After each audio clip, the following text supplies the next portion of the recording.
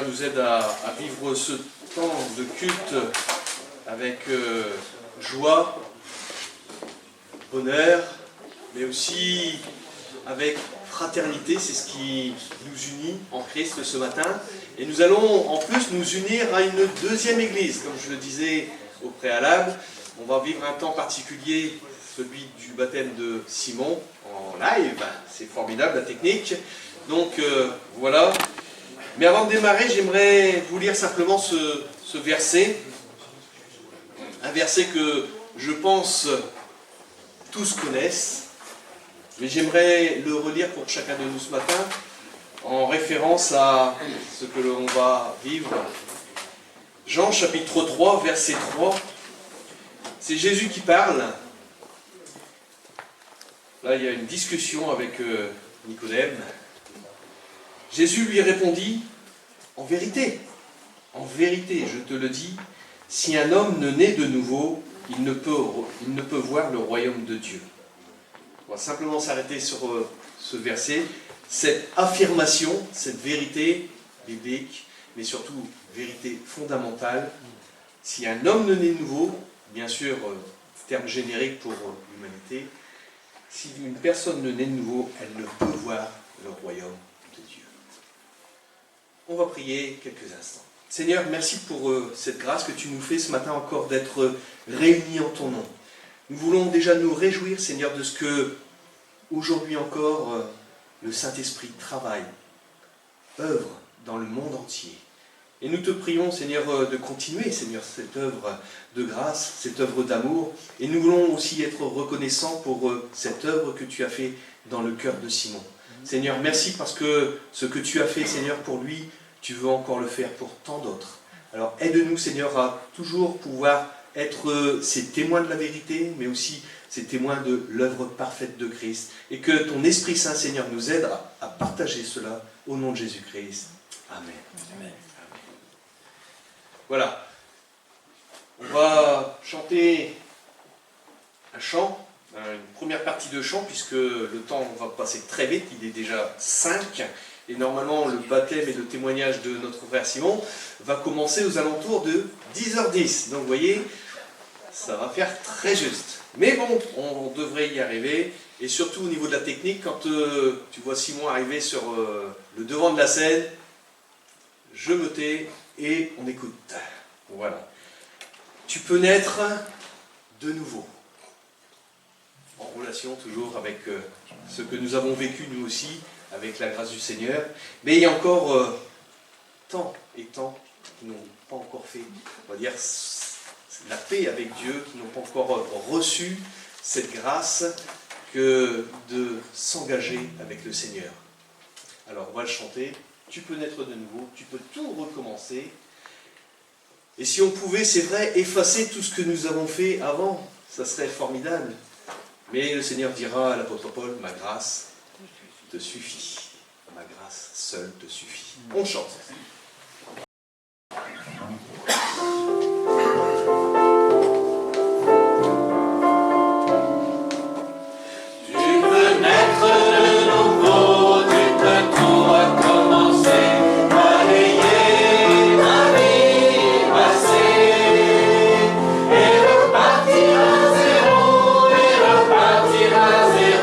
Avec Jésus pour pécher.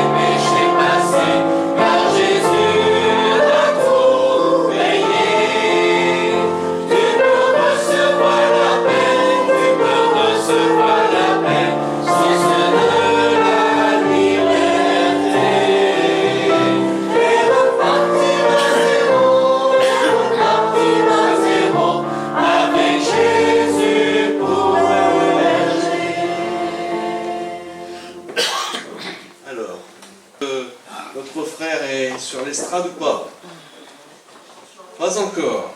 Ah, bah donc ça va alors. Ils sont un petit peu en retard, ils ont eu le Dunkerquois-Montbéliard. Je fais la liaison, hein, puisque on a souvent notre quart d'heure Dunkerquois, eh bien, ça sera un Dunkerquois-Montbéliard ce matin. C'est pas grave. Donc, je vais vous dire tout à l'heure qu'on va chanter un autre chant. J'ai choisi de suivre Jésus-Christ. Ah, je vais peut-être vous poser une question ce matin, vous allez me répondre franchement. Est-ce que vous regrettez d'avoir pris cet engagement? Qui regrette? Ah, ça pourrait arriver. Mais, quelque part, ceux qui se sont un peu, entre guillemets, fâchés avec le Seigneur, ben, ils ne sont pas là. Ils ne sont pas là. Peut-être parce que ils ont vécu des moments difficiles et il y a eu des choses peut-être que dans leur vie qui les a réaccaparés. Peut-être ont-ils chuté, peut-être 3 petits points. Eh bien, on va simplement ce matin prendre un temps pour prier pour eux. Pour que ces frères et sœurs qui sont malheureusement pour l'instant éloignés, peut-être en combat, eh bien, puissent retrouver le chemin de l'Église. Paul, si tu veux bien prier pour cela. Merci.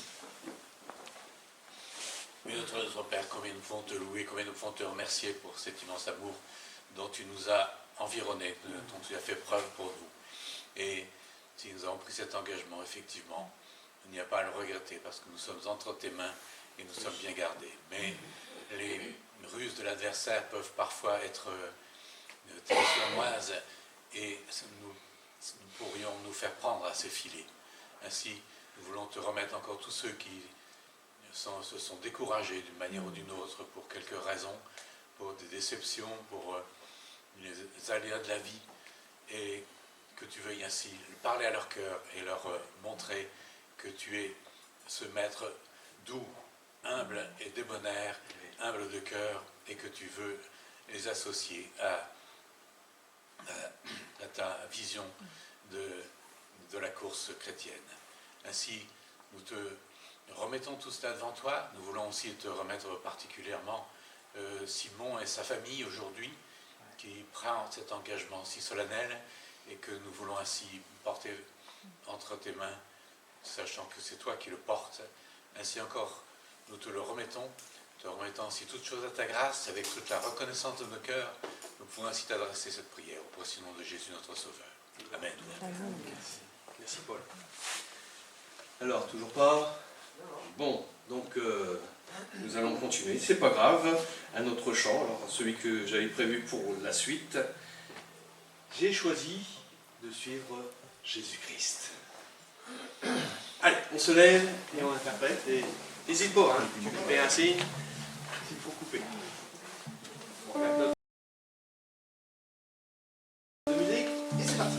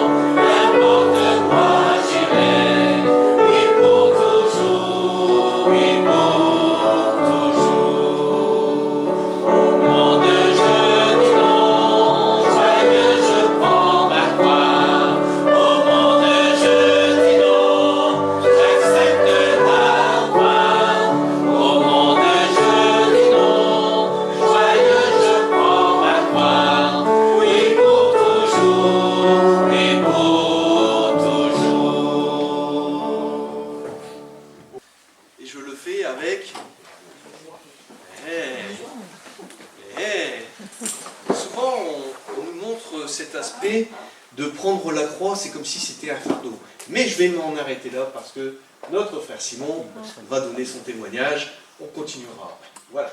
Je vous laisse visualiser et donner le son.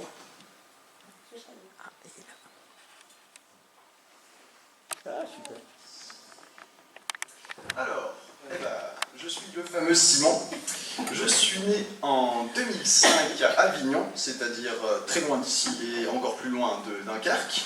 Je suis fils de pasteur, qui doit se cacher quelque part par là, et d'une mère travailleuse sociale. Je suis le premier fils d'une fratrie de 2 frères qui se cachent aussi quelque part par là.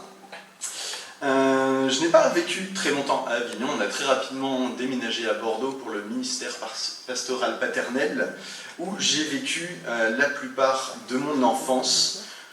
J'étais un enfant brillant à l'école, peut-être même un peu trop, ce qui m'a causé d'être rapidement mis à l'écart dès le début, dès mon enfance. C'est-à-dire que j'ai pas commencé très facilement, j'ai été harcelé à cause de mes bons résultats scolaires, de ma foi, de ma différence avec les autres. Ce qui a fait que j'ai été, au fil du temps, de plus en plus mis à l'écart en fonction des années, ce qui m'a poussé à avoir peur de l'école. Et au fur et à mesure de ces peurs, de cette mise à l'écart, qui m'a valu de passer de longs moments seul. J'ai, sans bien m'en rendre compte, à 10 ans, tenté d'arrêter ma vie. Ce qui m'a beaucoup marqué. Mais le Seigneur a décidé que je devais continuer à parcourir cette terre. Il m'a permis d'avoir une mère qui m'a sauvé. Dans les mois qui ont suivi, on a déménagé à Dunkerque, ce qui m'a permis désolé, c'est l'émotion. De déménager à Dunkerque avec le ministère pastoral de papa, ce qui m'a permis de vivre un vrai renouveau, y compris dans ma foi, d'avoir à nouveau des amis, de continuer à fréquenter l'église, mais sans réaliser l'amour de Dieu dans ma vie. Je n'ai pas toujours eu de très bonnes fréquentations, au collège notamment, ça ne m'a pas forcément appris des bonnes choses, j'en ai conscience. Mais le lycée m'a permis de me séparer de ces mauvaises fréquentations, mais toujours avec les mauvaises choses, les choses du monde qui me parcouraient. Alors, je ne sais pas pour vous, c'est une chose qui a été beaucoup faite à un temps, je le sais, mais on avait l'habitude, pendant plusieurs années, d'être envoyés en colonies de vacances. Et ces colonies de vacances, on les a fait avec Vilodec, je fais un petit peu de pub au passage, mais j'ai pu y entendre le témoignage de Jessie. Jessie, je te salue si jamais tu regardes cette diffusion, qui témoignait de son parcours et qui a témoigné de comment est-ce que Dieu a changé sa vie. Et au cours d'une discussion avec lui, après cette soirée de témoignage, j'ai demandé, je ne savais pas dans quoi je m'embarquais, je vous avoue que c'est quelque chose qui me faisait peur, j'ai demandé à Dieu de changer ma vie. Je ne savais pas dans quoi je m'embarquais, honnêtement ça m'a fait peur, mais ça a marqué le début de mon cheminement vers Dieu. Et ça a entraîné de petits changements qui en ont à leur tour entraîné de plus grands. Et c'est un soir durant lequel j'écoutais un concert. Je suis quelqu'un qui aime beaucoup la louange et qui est très grandement touché par la louange. En écoutant un concert de Impact, que j'ai décidé de donner ma vie à Jésus. Alors, tout n'a pas été facile dès le début. Le divorce de mes parents a été quelque chose de très compliqué à vivre dans ma foi. J'ai eu l'impression de perdre l'amour de Dieu dans ma vie, mais j'ai décidé de persévérer, de voir ce qu'il avait prévu pour moi, et ça a été des temps pas faciles après cette décision de donner ma vie à Jésus. Je me suis séparé d'une fille qui me faisait jongler entre le monde et Jésus. J'ai décidé de renoncer à ces choses, de prendre le temps et de suivre mon Seigneur. J'ai passé mon bac, que j'ai eu avec plus ou moins de brio, mais je l'ai eu quand même. Et j'ai eu la possibilité, de façon incroyable, de me rendre ici, après le bac à Montbéliard. Je l'ai déjà raconté, je suis déjà venu témoigner ici. Pour ceux qui étaient là, je devais initialement rester dans le Nord pour faire mes études en audiovisuel, mais le Seigneur a décidé que ça ne se passerait pas comme ça. Les portes se sont fermées et il a décidé, une semaine avant la rentrée, de me dire « Bon, finalement, tu pars à l'autre bout de la France et tu vas vivre des choses nouvelles. » Et ça a été un réel renouveau. Ça m'a permis de concrétiser plein de choses, d'avoir des projets, de rencontrer des personnes super, y compris en dehors de l'église. Je pense à Jules qui est là ce matin, merci d'être là. Et oui, de concrétiser, de développer des passions. Je suis passionné d'automobile, de photographie, et ça m'a permis de concrétiser ces projets. Et ça m'a permis de développer une réelle relation avec mon Dieu et de me sentir plus proche de lui, de voir qu'il agit dans ma vie, de voir ma foi grandir, d'apprendre à le connaître et d'avoir l'action d'amis et de proches dans l'église m'ont aidé, de cette église, oui, qui m'a beaucoup aidé, et d'amis qui sont là ce matin. Je ne saurais pas les compter, mais ils sont bien plus grands, je pense, que ce qu'on peut imaginer.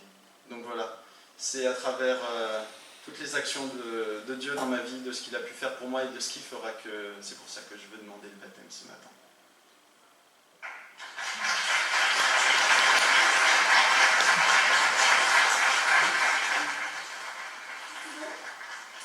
Eh bien, sans plus attendre, on va t'inviter à entrer dans l'eau. Alors, il va être accompagné par Aurélien et Emmanuel, qui ont eu l'occasion de marcher un petit bout avec lui sur son parcours de foi. Et donc, c'est eux qui vont le baptiser ce matin.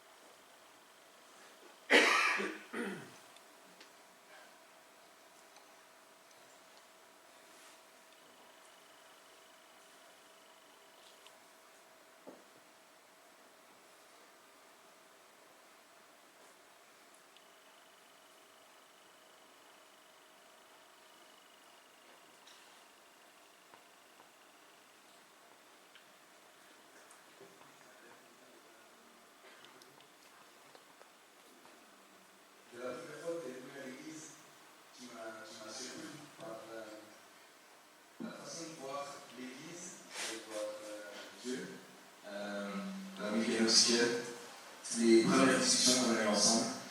Et c'est toujours un réel plaisir le mardi soir, nos soirées avec les LBS, de voir comme tu chemines, comme tu grandis et comme tu aimes manger la parole. J'ai envie de te poser une question. Moi je connais la réponse, je l'ai déjà posée plusieurs fois. Cette question c'est: est-ce que tu reconnais que Jésus est ton maître, Seigneur et Sauveur? Oui. Oui, bien sûr. Merci. Merci pour ton partage, ton témoignage, ton parcours de vie. Ça n'a pas été un parcours toujours simple, mais finalement Dieu a toujours été là. Est-ce que tu crois que Dieu sera encore là pour les jours à venir Et pour l'éternité? Pour l'éternité. Amen. Sur la base de la confession de foi, sur la base de la confession de foi, nous te baptisons au nom du Père, du Fils et du Saint-Esprit.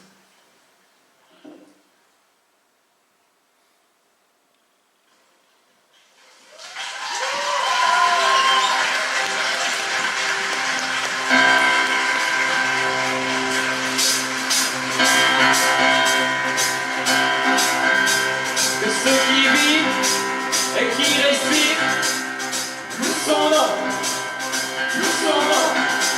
Que ceux qui vivent et qui respirent louent son nom, louent son nom. L'univers sur les monts et du fond des vallées. Je suis confiant au canson de ma voix.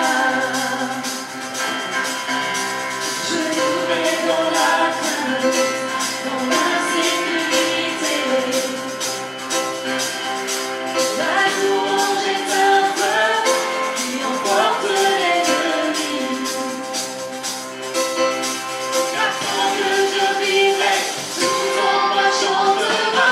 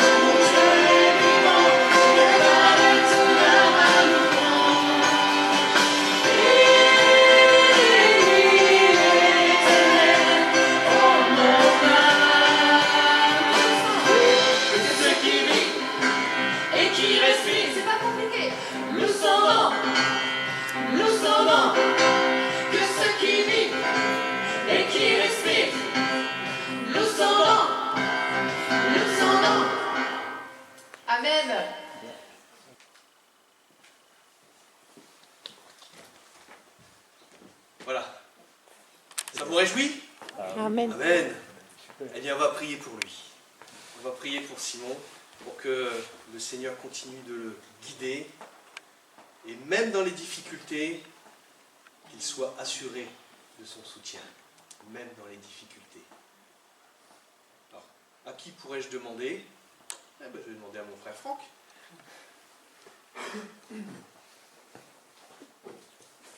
Seigneur, quelle joie, Seigneur, de voir un enfant se tourner vers toi, Seigneur. Merci parce que là où ça doit être la fête dans le ciel, Seigneur.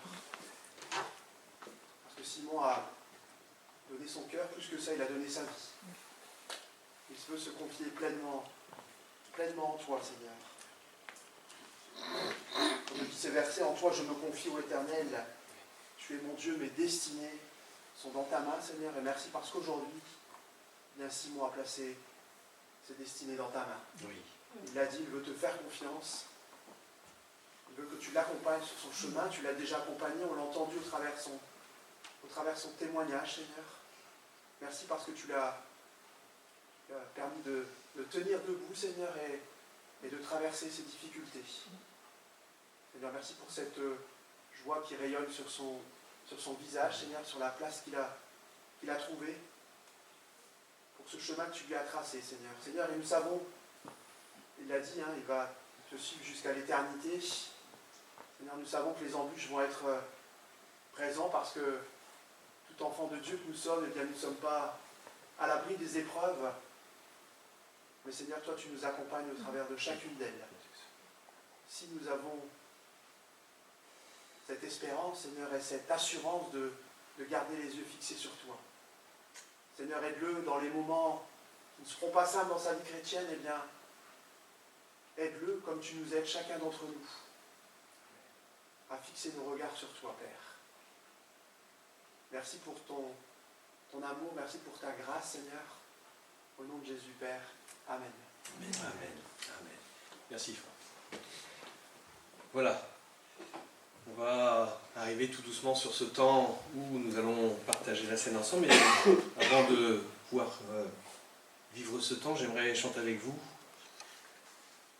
ce chant qui nous dit « Merci pour la croix ». Cette croix qui est encore le symbole aujourd'hui du salut en Jésus-Christ. Quand on regarde une croix, on y voit souvent la souffrance, on y voit le sang, on y voit la douleur. Mais pour nous, qui avons fait la paix avec Dieu, nous y voyons et nous y trouvons une rédemption. Quelque chose qui nous est offert gracieusement pour l'éternité, comme le frère l'a dit. Et il a raison, et je dis amen à cela. Pour l'éternité, le Seigneur a fait un pacte avec nous, il l'a scellé de son sang, et voilà. Il a dit, je vous aime et je vous veux avec moi. Et il le dit aussi aux jeunes, même aux plus petits, ils commencent à travailler leur cœur, jour après jour. Cette parole, eh bien, nous la voulons se graver dans leur cœur. On va chanter ensemble, et après quoi, eh bien, je passerai la main pour vivre ce temps de scène.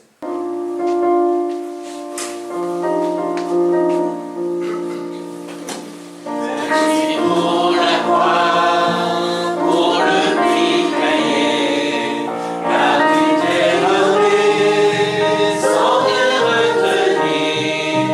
Précieux Jésus, ils sont pardonnés nos nombreux péchés, couverts par ton sang.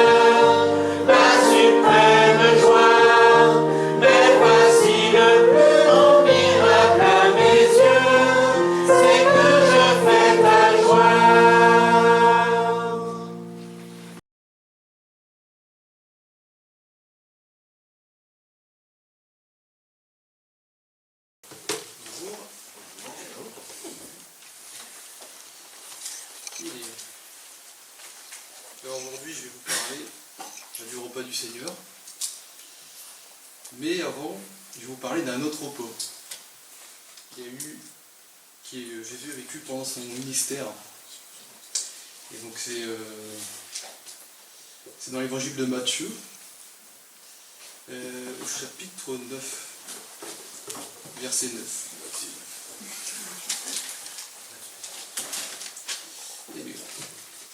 Donc j'ai choisi ce texte parce que je trouve que ça faisait un bon parallèle avec le repas du Seigneur pendant la scène. Donc ce texte de Matthieu 9, 9, on le retrouve dans tous les synoptiques, dans Marc 2, dans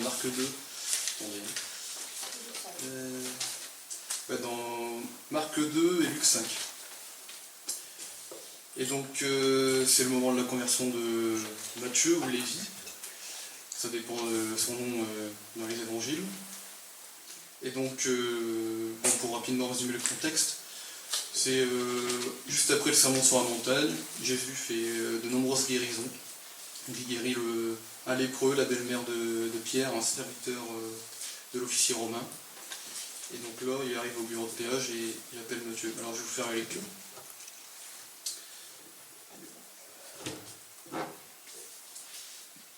Alors, c'est dans la version du Sauveur.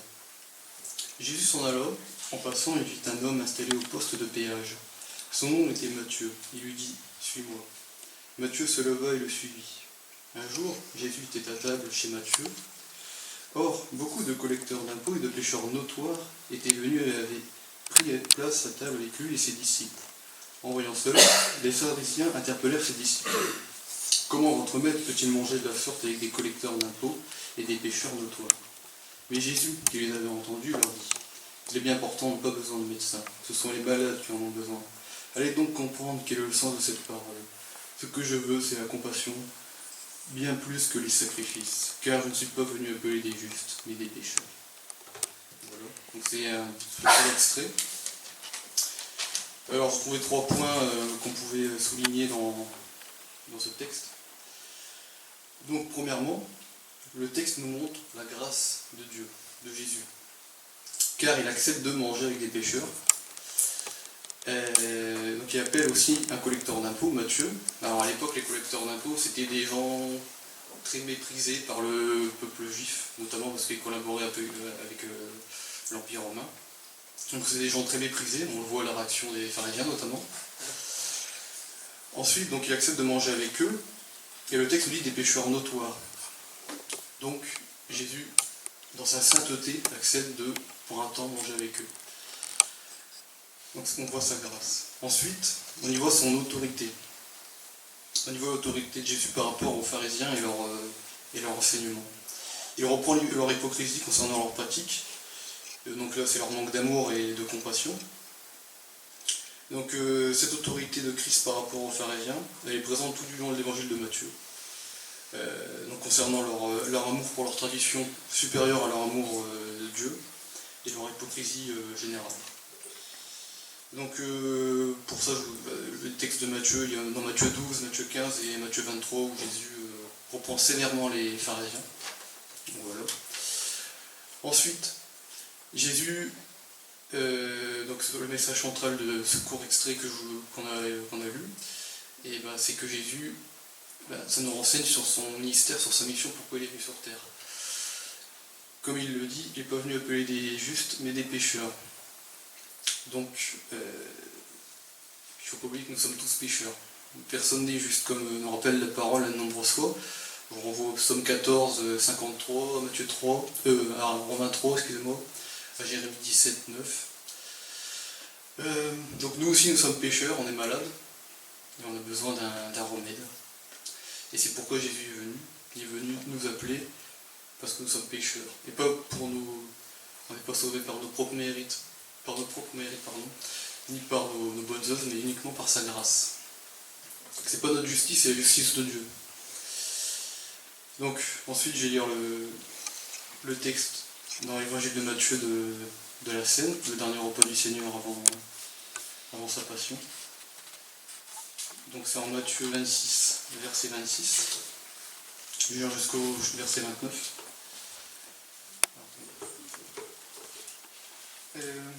Alors, au cours du repas, Jésus prit du pain, puis, après avoir prononcé la prière de reconnaissance, il le partagea en morceaux. Puis il le donna à ses disciples en disant « Prenez et mangez ceci, mon corps. » Ensuite il prit une coupe et après avoir remercié Dieu, il la leur donna en disant « Buvez-en tous. Ceci mon sang, par lequel est scellée l'alliance. Il va être versé pour beaucoup d'hommes, afin que leurs péchés soient pardonnés. Je vous le déclare, désormais, je ne boirai plus du fruit de la vigne, jusqu'au jour où je boirai le vin nouveau avec vous dans le royaume de mon Père. » Et donc là, ce texte nous donne la solution à notre maladie, le remède, le sang de Jésus qui va être versé pour beaucoup d'hommes, tout simplement. Et donc, pendant cette scène, je vous invite du coup à penser à ces vérités fondamentales qu'on répète, j'ai envie de dire, chaque dimanche. Donc c'est une vérité qui est souvent rappelée, très souvent, mais je pense à l'exhortation de Denis la semaine dernière où on peut avoir souvent une sorte d'Alzheimer spirituel, oublier ces vérités fondamentales qui est la grâce et le pardon. Et parfois, peut-être comme les pharisiens, on peut se croire supérieur dans notre justice par rapport à d'autres pécheurs, comme on l'a étudié à l'étude biblique ce mercredi. Notre justice, elle vaut pas mieux que les autres. C'est pour ça qu'on a besoin de la grâce. Continuellement, on a besoin de la grâce de Dieu, la grâce qui nous pardonne et qui nous transforme. Donc, je vous invite pendant ce moment de scène à réfléchir, prier, louer Dieu pour sa grâce, pour son pardon, pour son œuvre à la croix.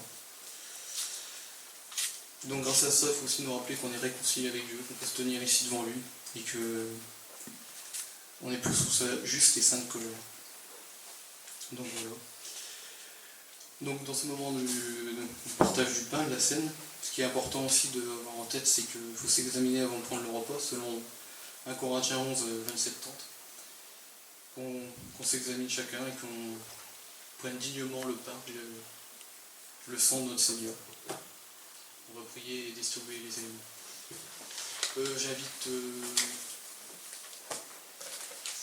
Rémi, tu veux venir? J'arrive. Ouais,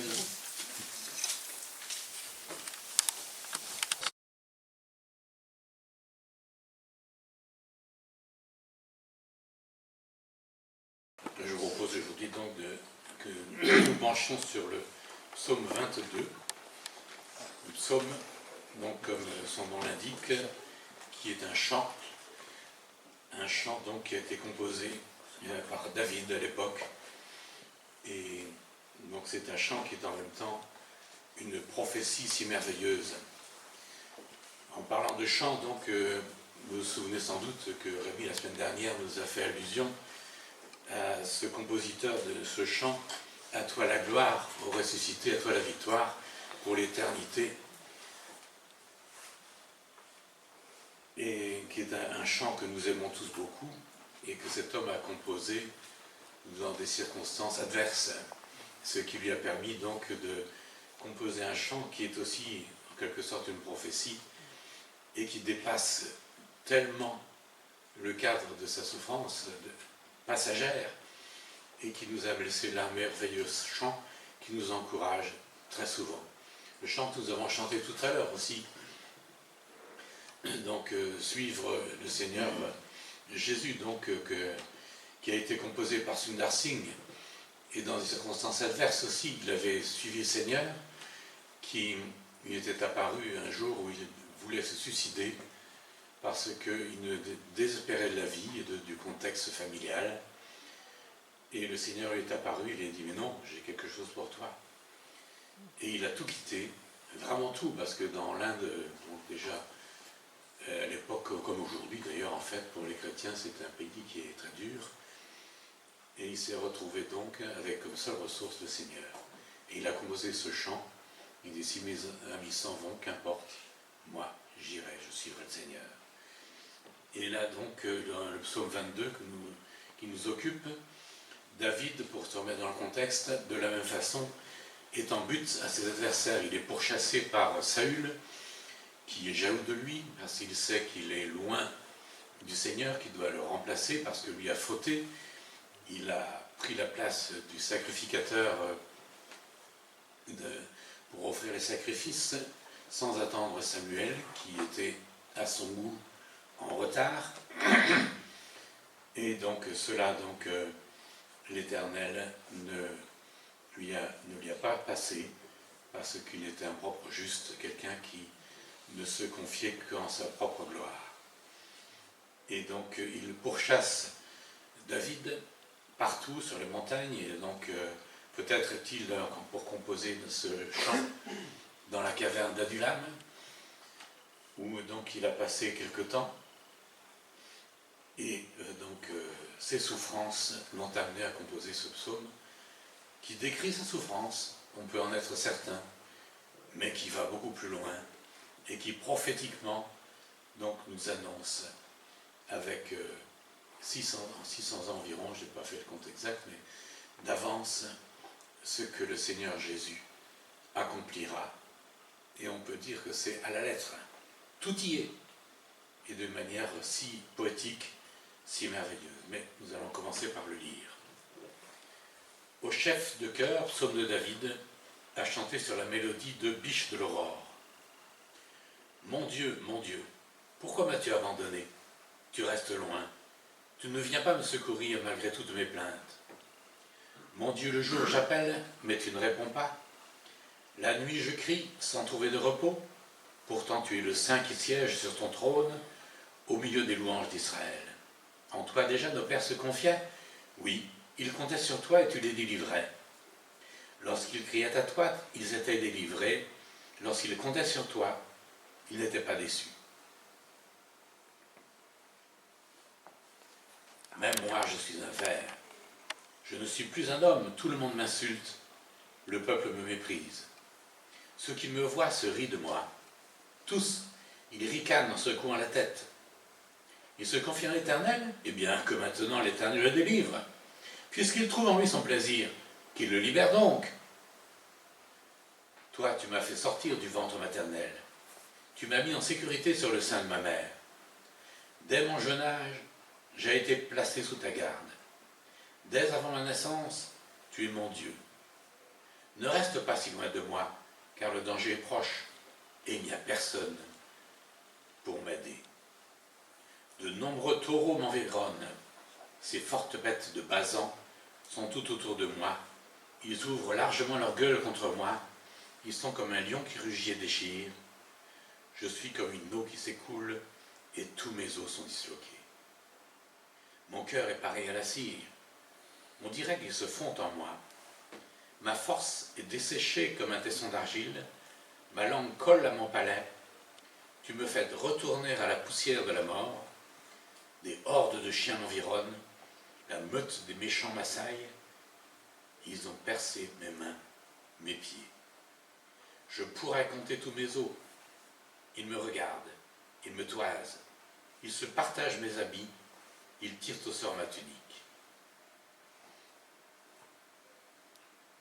Mais toi, ô Éternel, ne reste pas si loin. Ô toi, ma force, viens en hâte à mon aide. Délivre ma vie de l'épée. Protège-moi de la fureur des chiens. Délivre-moi de la gueule du lion. Préserve-moi des cornes des taureaux. Oui, tu m'as répondu.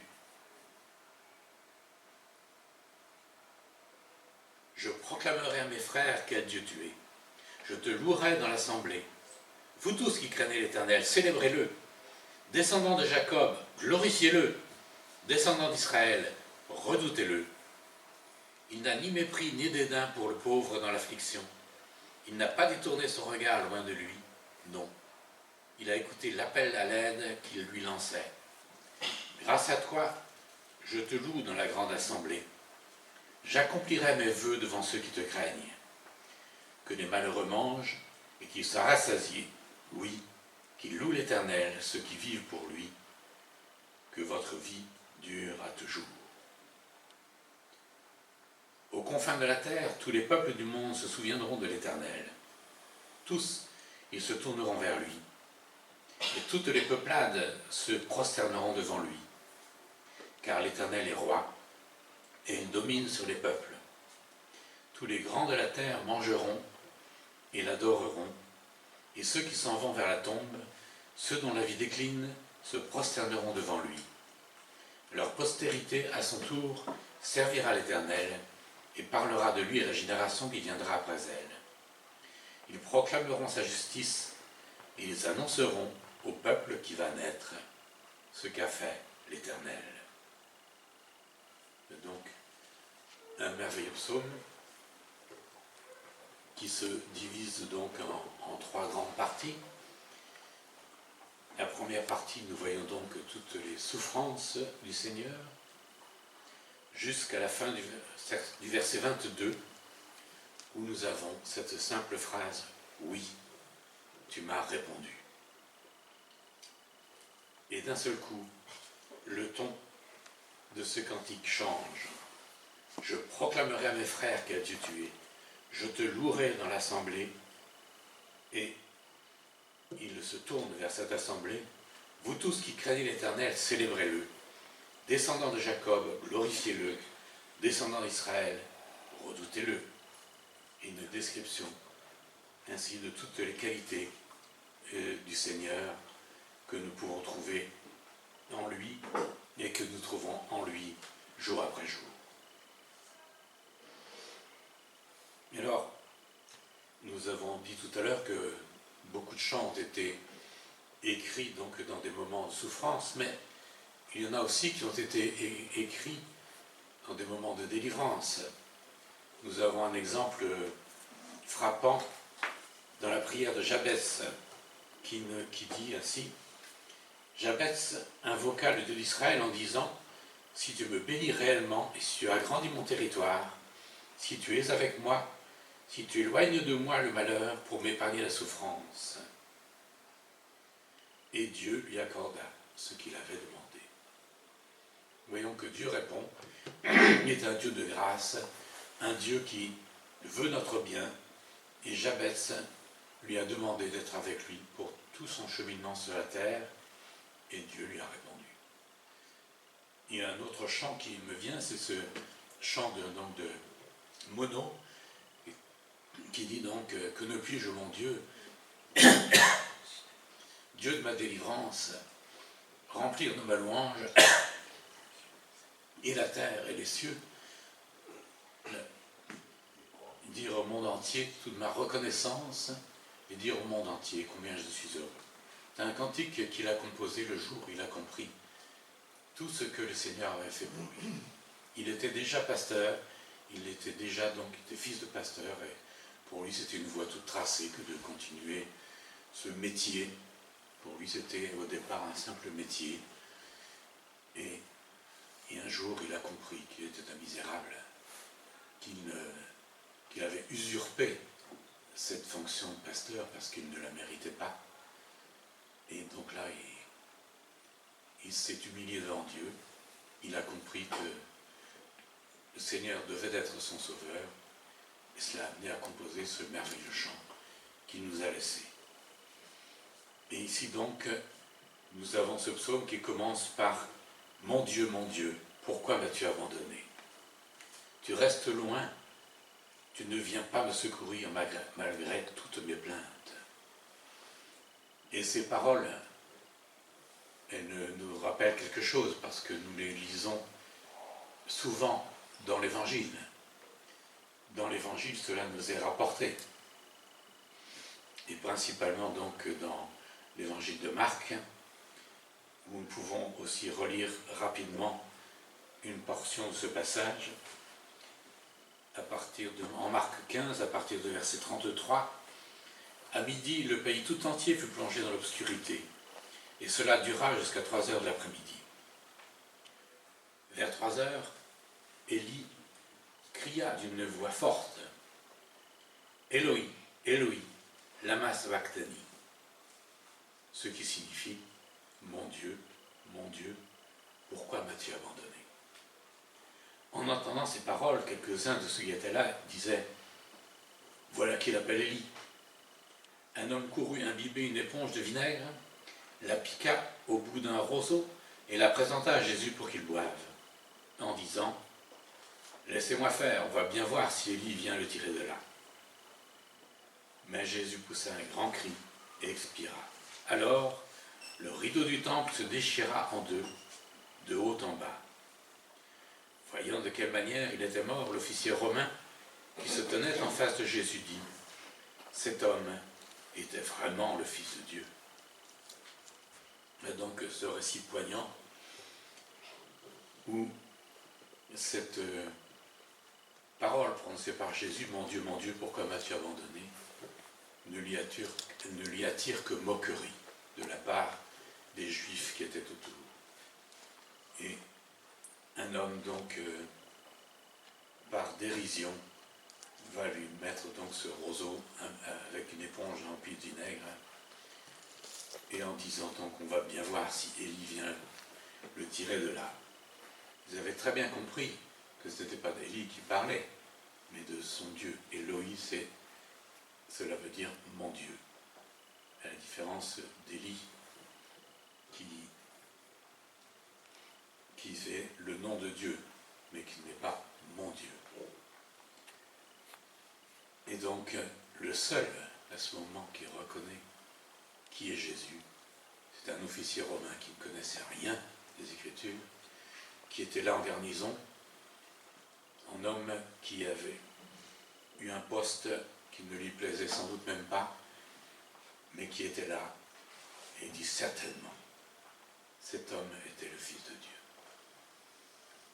Alors voilà ce psaume merveilleux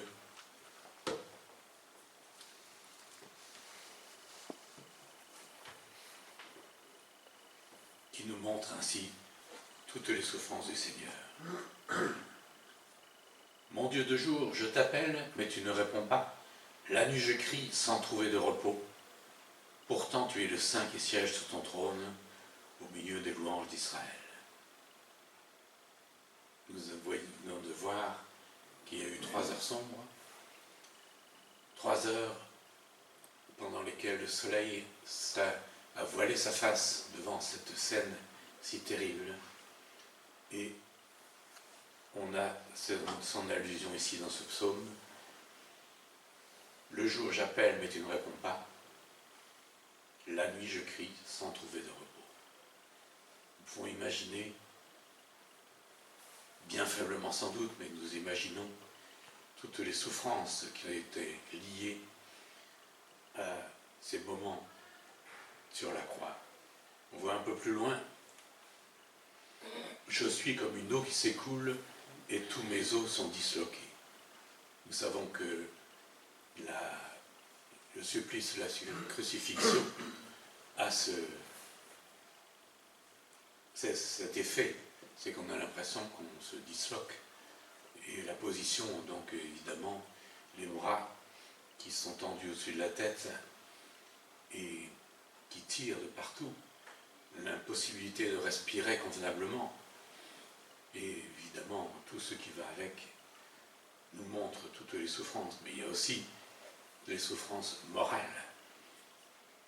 On voit toutes les moqueries qui nous sont décrites ici et qui ont fait que le Seigneur donc était dans un moment particulièrement intense. Et nous savons que dans le jardin de Gethsémane, déjà, par anticipation, eh bien sa sueur devenait comme des grumeaux de sang tellement son angoisse était déjà intense. Et pourtant, il nous dit ici, en toi déjà nos pères se confiaient, oui, ils comptaient sur toi et tu les délivrais. Lorsqu'ils criaient à toi, ils étaient délivrés. Lorsqu'ils comptaient sur toi, ils n'étaient pas déçus. Sa confiance n'est pas ébranlée pour autant. Il sait que si Dieu l'a abandonné pour ces 3 heures sombres, eh bien c'est parce que, comme au verset 4 du psaume, pourtant tu es le Saint qui siège sur ton trône au milieu des louanges d'Israël. Et la sainteté de Dieu faisait qu'il ne pouvait pas rester donc à ce moment en communion avec son Fils, parce que son Fils portait le péché du monde. Il portait mon péché, il portait nos péchés. Le verset 7, nous voyons, moi je suis un ver, je ne suis plus un homme. Tout le monde m'insulte, le peuple me méprise. Ceux qui me voient se rient de moi, tous ils ricanent en secouant la tête. C'est ce que nous avons vu dans notre passage. Et il est intéressant de voir donc ce verre, l'image est facile à comprendre, un vermisseau, donc quelque chose qui n'a plus aucune forme, mais également ce verre, dans le texte original, désigne cet animal qui servait pour la teinture. Néréis, je crois qu'il s'appelle. C'est donc ce ver marin qui servait beaucoup dans l'Antiquité pour faire la teinture pourpre. Donc nous avons déjà ici une allusion au sang qui est versé sur la croix. Tous, ils ricanent en secouant la tête. Ils se confient en l'Éternel, et bien que maintenant l'Éternel le délivre. C'est exactement ce que nous avons lu en Marc, dans l'évangile de Marc. Puisqu'il trouve en lui son plaisir, qu'il le libère donc. Est-ce que nous avons un peu plus après, dans Matthieu plutôt, dit il a qu'il descende de la croix maintenant, s'il est le Fils de Dieu. Quelle incrédulité, quelle dérision pour le Seigneur. Celui qui est décrit par Luc au début des Actes comme celui qui est de lieu en lieu faisant du bien, délivrant tous ceux que le diable avait pris à sa puissance. Alors cette première partie, donc, nous avons une première partie donc, que nous avons vue qui décrit donc avant tout donc, le contexte et avec la confiance que David proteste encore. Et après, donc, à partir de verset 7, on trouve là toute la souffrance et l'abandon total que le Seigneur a subi.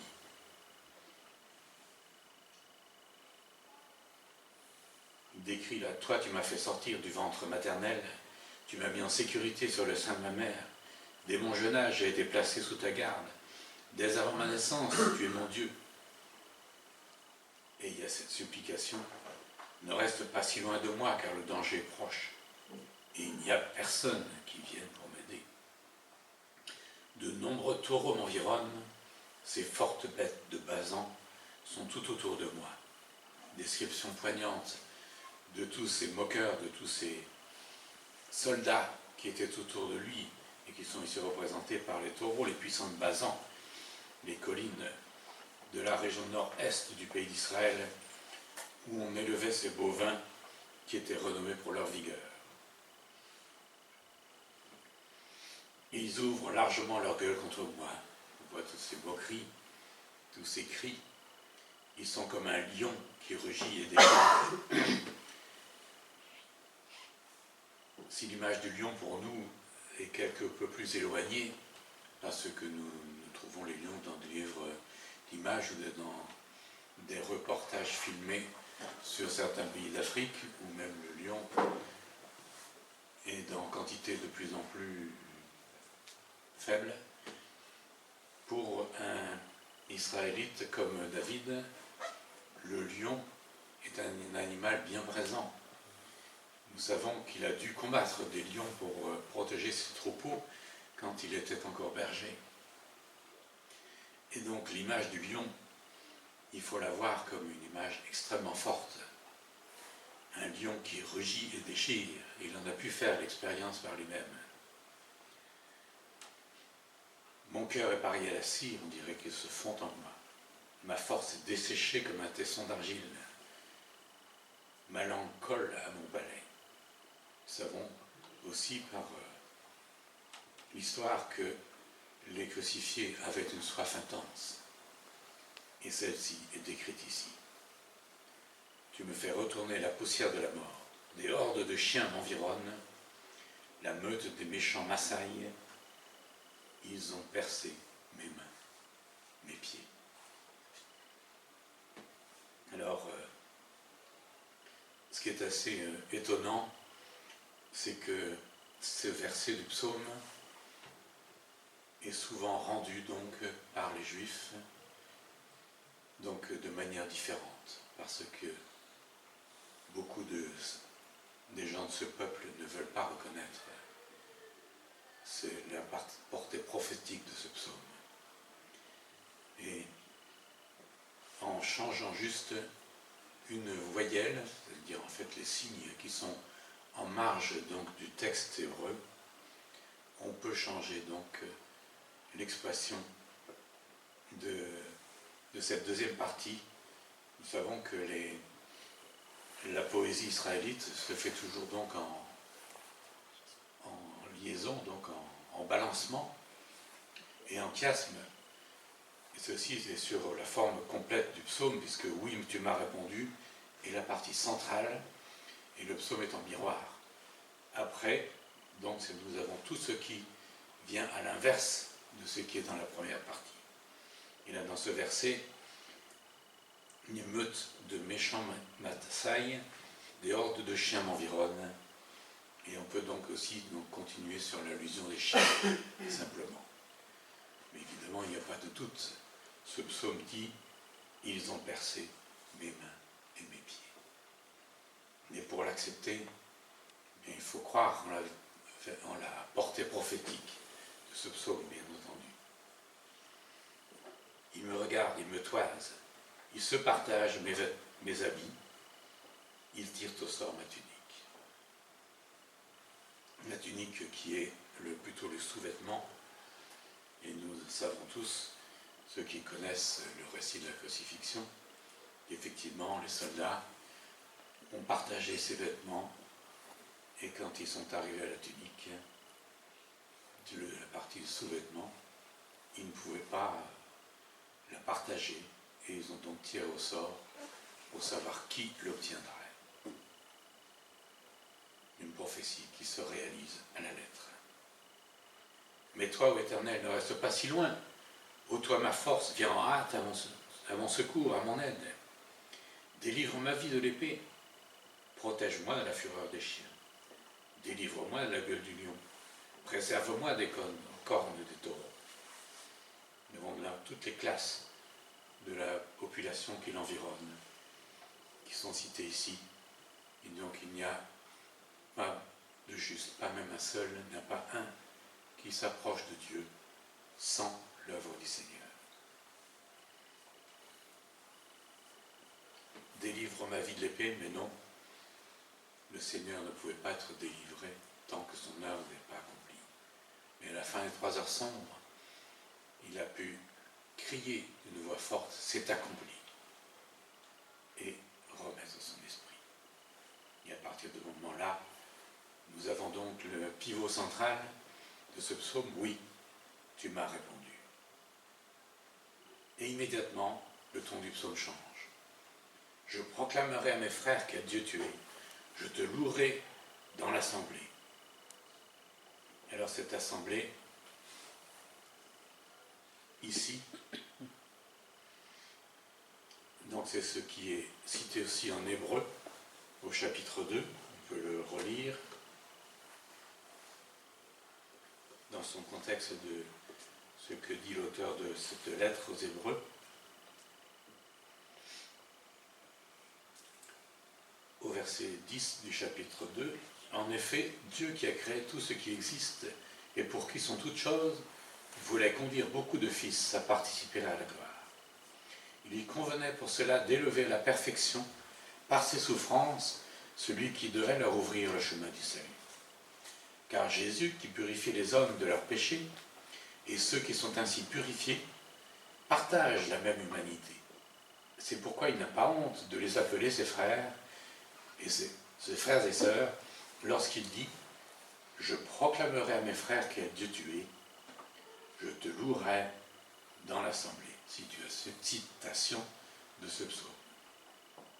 Il dit aussi « Pour moi, je mettrai toute ma confiance en Dieu et encore, me voici avec les disciples que Dieu m'a donnés. » Ainsi donc, puisque ses disciples sont des êtres de chair et de sang, lui aussi, de la même façon, a partagé leurs conditions. Il l'a fait pour réduire à l'impuissance par la mort celui qui détenait le pouvoir de la mort, c'est-à-dire le diable, et pour délivrer tous ceux qui étaient réduits à l'esclavage leur vie durant par la peur de la mort. Voilà donc ce que l'auteur de l'Épître aux Hébreux peut dire donc en commentant ce psaume. Et donc l'assemblée au départ, nous avons vu que c'était simplement ses disciples. Mais très vite on voit que cela prend de l'ampleur. Vous tous qui craignez l'Éternel, célébrez-le. Descendants de Jacob, glorifiez-le. Descendants d'Israël, redoutez-le. Et nous avons donc après le pourquoi. Il n'a ni mépris, ni dédain pour le pauvre dans l'affliction. Il n'a pas détourné son regard loin de lui, non. Il a écouté l'appel à l'aide qui lui lançait. Et ainsi, la conclusion, grâce à toi, je te loue dans la grande assemblée. Nous voyons donc quel est le résultat de l'œuvre du Seigneur. D'un petit noyau, on a une grande assemblée. J'accomplirai mes vœux devant ceux qui te craignent, que les malheureux mangent et qu'ils soient rassasiés. Oui, qu'ils louent l'Éternel, ceux qui vivent pour lui. Que votre vie dure à toujours. En effet, la vie que nous donne le Seigneur est la vie éternelle. Ce n'est pas une simple eau qu'on puise au fond d'un puits, comme cette eau que puisait la Samaritaine, mais c'est une eau qui jaillit de profond de nous-mêmes en vie éternelle. Aux confins de la terre, tous les peuples du monde se souviendront de l'Éternel. Tous, ils se tourneront vers lui. Toutes les peuplades se prosterneront devant lui, car l'Éternel est roi, et il domine sur les peuples. Tous les grands de la terre mangeront et l'adoreront, et ceux qui s'en vont vers la tombe, ceux dont la vie décline, se prosterneront devant lui. Leur postérité à son tour servira à l'Éternel et parlera de lui à la génération qui viendra après elle. Ils proclameront sa justice et ils annonceront au peuple qui va naître ce qu'a fait l'Éternel. Cette donc bonne nouvelle, eh bien nous la propageons. Nous la propageons d'une génération sur l'autre. Nous la propageons donc à la face de ce monde. Et le peuple qui va naître, c'est aussi une allusion prophétique, donc au peuple du règne millénaire qui pourra proclamer donc librement et dans une joie parfaite la justice du Seigneur avec nous qui sommes les rachetés du Seigneur et qui sommes au bénéfice de son œuvre. Mais donc un psaume qui, à lui seul, est un résumé et une somme parfaite de l'œuvre du Seigneur et que nous pouvons lire et relire, et à chaque fois que nous le lisons, nous y trouvons donc un rafraîchissement particulier qui est différent chaque fois. J'ai souvent lu ce psaume et je ne m'en lasse pas et je pense que c'est la même chose pour chacun de nous.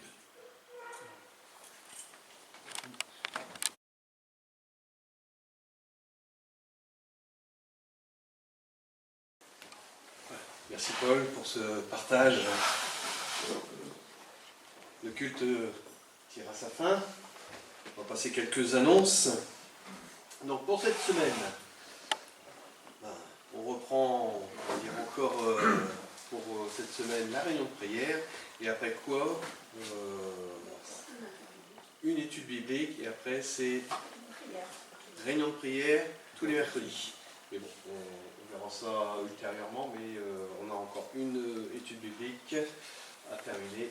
Et ensuite, ça sera réunion de prière où on continue à intercéder, prier pour Jean, prier pour tous ceux qui ont des besoins, et même pour nous. On a aussi, quand on a des difficultés, eh bien, on peut s'appuyer sur l'un, sur l'autre, n'est-ce pas? On prie les uns pour les autres. Cela est bon et juste devant le Seigneur. Ensuite, alors exceptionnellement, j'ai dit bien exceptionnellement, le groupe de jeunes va se rencontrer à 16h30 à Zuidcote.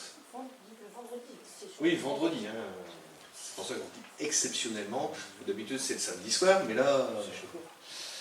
Donc, vendredi, les jeunes, ils vont se reconnaître. N'oubliez pas, pour passer un bon temps dans la présence du Seigneur aussi. Il n'y a plus école. Il n'y a plus école. C'est l'école du but. Ah, il devrait prolonger jusqu'au mois d'août. Vous allez vous ennuyer, les jeunes? Non. Allez, culte dimanche prochain, donc à 10h, comme d'habitude, où il y aura encore quelque chose derrière qui va se produire, c'est-à-dire, alors, le stand d'Onésime. On va vous encourager à prendre une bonne lecture, un livre pour l'été. Donc, Paul sera à votre disposition, entre autres. Il y aura aussi, je suppose, Carmen, il y aura René, et voilà, ils sont là pour vous servir. Et donc, même si vous voulez des conseils, hein, je pense que Paul, tu pourras conseiller. Tu les as tous lus, hein? Ah non, je plaisante. Mais il y aura de bons livres, donc n'hésitez pas. Et ensuite, il y aura aussi notre barbecue de fin d'année. Donc voilà, il y aura un petit rappel, mon épouse Nathalie se fera une joie de vous envoyer un petit mail dans la semaine pour quelques précisions. À moins qu'il y en ait eu encore une petite précision, non? Tout est noté. Tout est noté, voilà. Alors rien d'apéritif. On fait ça, c'est pour vous aider à patienter. On sait qu'au sortir du culte, il faut un certain temps pour faire de la braise et puis commencer à faire cuire. Donc, vous allez pouvoir prendre quelques apéritifs et discuter ensemble et glorifier le Seigneur. Voilà. Et passer au stand d'Onésime. Pardon? Et passer au stand d'Onésime, tout à fait. Tout à fait. Donc, n'oubliez pas votre porte-monnaie aussi, votre chéquier. On ne prend pas la carte bleue. Hein. Si, si. Vous prenez la carte bleue maintenant? Oh, ça se perfectionne. Alors Franck,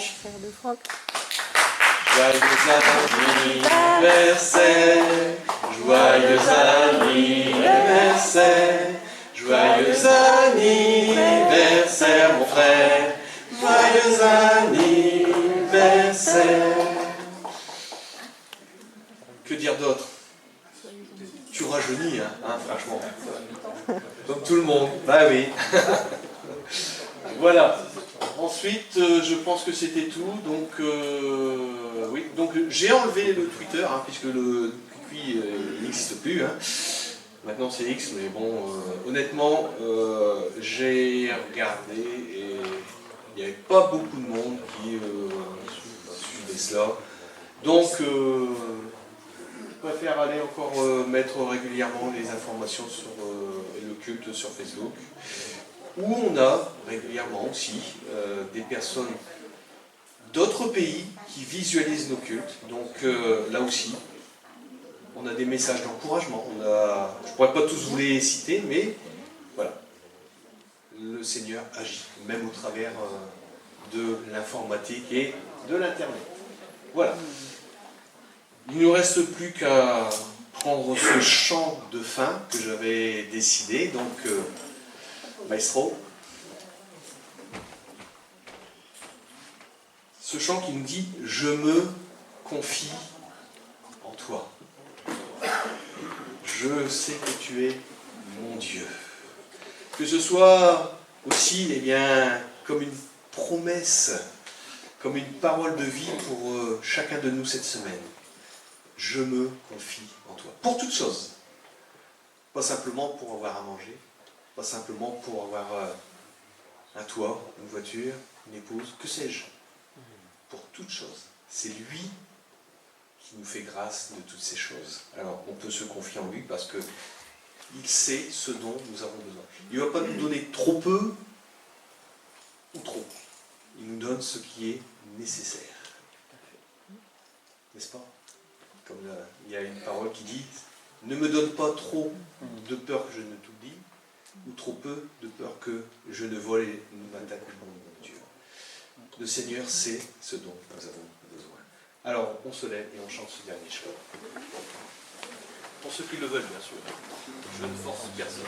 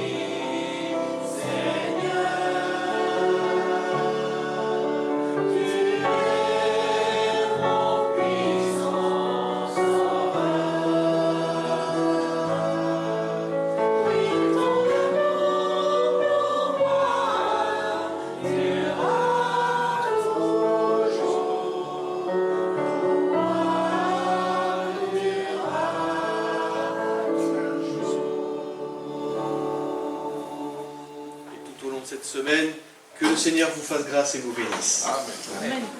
Amen.